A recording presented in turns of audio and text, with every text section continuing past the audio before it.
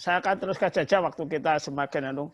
Pak Gulat, ini perspektif dari Asosiasi Petani. Bagaimana? Saya silakan. Terima kasih Pak Pur, Bapak Petani Sawit Indonesia yang cukup ramah menyapa kami setiap pagi di 22 provinsi. Terima kasih atas kesempatan yang diberikan kepada senior kami, orang tua kami, bapak kami yang ada di WG ini, di Zoom ini. Mungkin tidak bisa saya sebut nama. Salam hormat kami petani sawit Indonesia dari 22 provinsi yang saat ini sudah 118 kabupaten. Terbentuk baru sekitar 3 hari lalu itu di Kabupaten Dairi, Pak Barat, tempatnya Pak Tumanggor. Nah, jadi cukup menarik sekali ya materi yang disampaikan ini karena berkait dengan materi kami yang sebelumnya, di mana kita juga baru Zoom masalah pabrik ini. Jadi ada yang menarik yang perlu saya sampaikan. Saya dari tadi mendengar tentang petani. Bagus sekali heroisme daripada kita selama seminggu ini berturut-turut membahas tentang bagaimana petani bisa naik kelas. Jadi kalau kami berkata, mengapa kami ingin membangun PKS? Kok sok hebat betul petani ini? Apa yang diinginkannya?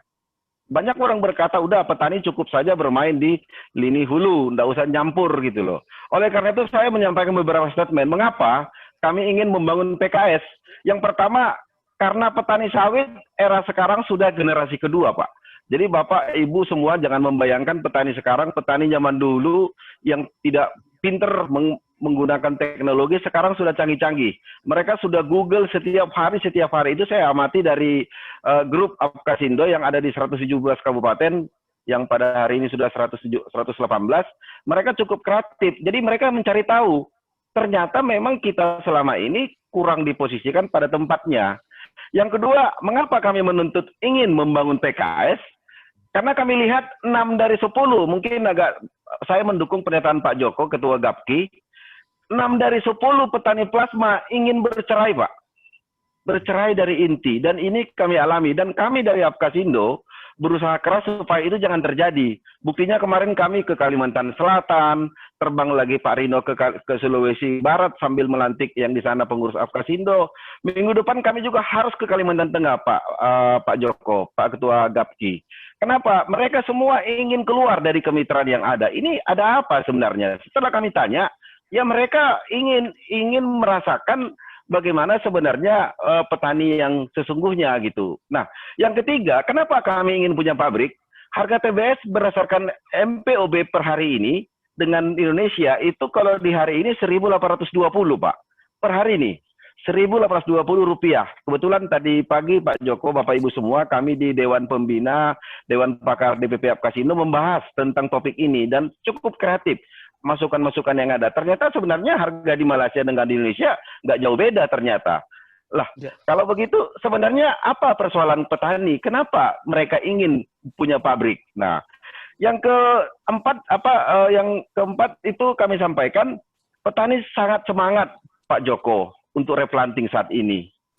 Ini jadi replanting inilah sebenarnya titik kilometer nol kami untuk semangat. Karena kami akan mempunyai produksi yang sama dengan bapak-bapak dari korporasi. Tentu ini semuanya ada sebab musabab. Kalau kita lihat titik koordinat yang dikasih oleh BPD PKS, bahwa titik koordinat PSR yang satu dengan yang lain itu maksimum 10 km. Lah kalaulah misalnya ada 5.000-6.000 hektar dengan radius 10 km, kenapa nggak buat pabrik? Kan ini sekarang yang kami pikirkan.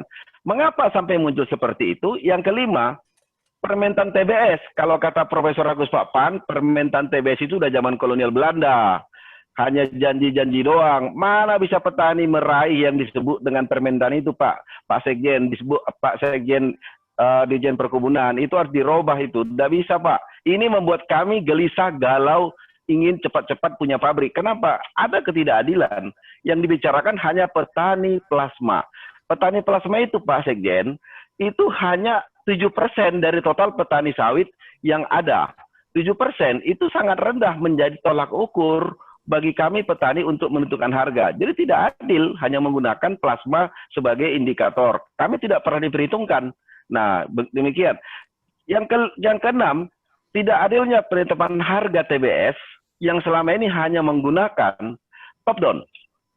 bukan button up. Kalau top down itu tidak adil, harusnya dihitung biaya produksi suatu kilogram TBS supaya kami juga merasakan mendapat untung yang layak. Nah, mungkin ini salah satu kita lihat kenapa. Yang ketujuh adalah yang terakhir, 56% sawit petani itu, Pak Joko, Bapak Ibu semua, dalam kawasan hutan. 56% sawit petani itu dalam kawasan hutan. Ini data dari Kehati saya dapat. 56% itu kan luar biasa, Pak. Lalu kalau ini disuruh bertempur, Pak, untuk ISPO yang dibanggakan oleh Ibu Diah sama Ibu Musdalifah, ISPO, kami akan mati, Pak, semua, Pak. Oleh karena itu kami harus buat pabrik supaya kami bermitra dengan teman-teman yang mau memakai CPO kami seperti Chevron atau apa namanya itu Pertamina yang tidak mengharuskan kami ISPO gitu loh. Loh, kalau bagian ekspor, Pak Joko, Bapak Ibu semuanya serahkanlah ke Gapki. Biar bapak-bapak yang sudah ISPO, RSPO yang ekspor, yang mensyaratkan ekspor. Kami petani ini biar Pak, untuk yang kebutuhan-kebutuhan yang tidak menginginkan adanya RSPO. Karena 5 tahun yang ditetapkan kami untuk persiapan RSPO itu, atau ISPO itu hal yang tidak mungkin, Pak.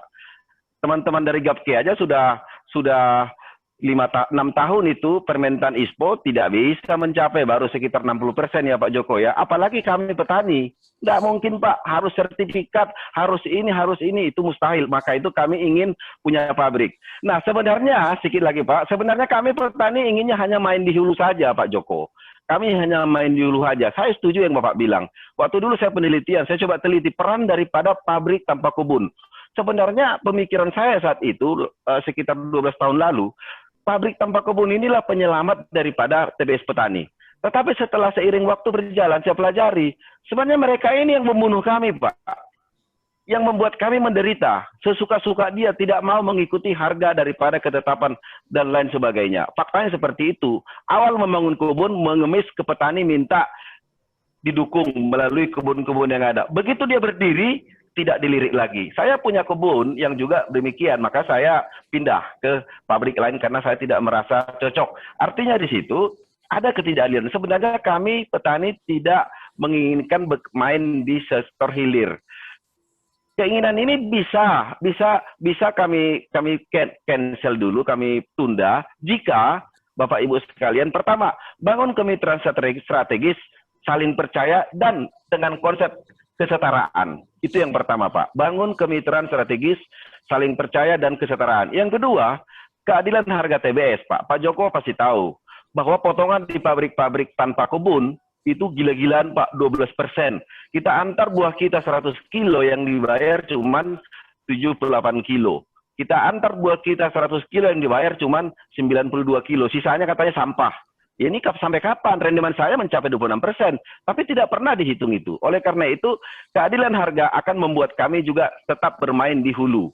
Yang ketiga, yang terakhir adalah, Bapak Ibu sekalian, sepanjang permentan TBS itu tidak direvisi, selama itu kami tetap akan susah untuk meraih apa yang disebut kesetaraan. Oleh karena itu, Bapak Ibu sekalian, izinkan kami juga petani sawit untuk meraih mimpi, meraih kelas, supaya kami juga bisa merasakan pahit getirnya sebagai petani CPO. Kalaupun misalnya kami harus menunda itu, mungkin dengan cara yang 1, 2, dan 3 saya sebut, supaya semuanya kita merasakan manfaat ekonomi kelapa sawit. Presiden Jokowi juga pada pidato tadi sudah mengatakan 1 juta ton CPO dari petani akan diserap. Lah kalau ini memang iya, kenapa nggak kita buat pabrik? Tapi kami tetap mengedepankan teman-teman korporasi untuk di garda terdepan membangun PKS. Kami cukup bermain di hulu sepanjang 1, 2, 3 tadi. Demikian, wassalamualaikum warahmatullahi wabarakatuh. Waalaikumsalam. Terima kasih Pak Gulat, luar biasa.